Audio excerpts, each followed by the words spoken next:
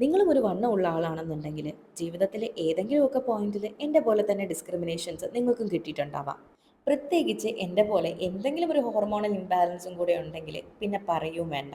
നമ്മൾ അങ്ങോട്ട് ചോദിച്ചിട്ടില്ലെങ്കിലും ഇങ്ങോട്ട് ഒരു ആവശ്യവുമില്ലാതെ വലിഞ്ഞു കയറി പറയുന്ന കുറേ അഭിപ്രായങ്ങളും തമാശകളും ഇതൊന്നും നമുക്ക് ഇഷ്ടമായിട്ടുണ്ടാവില്ല.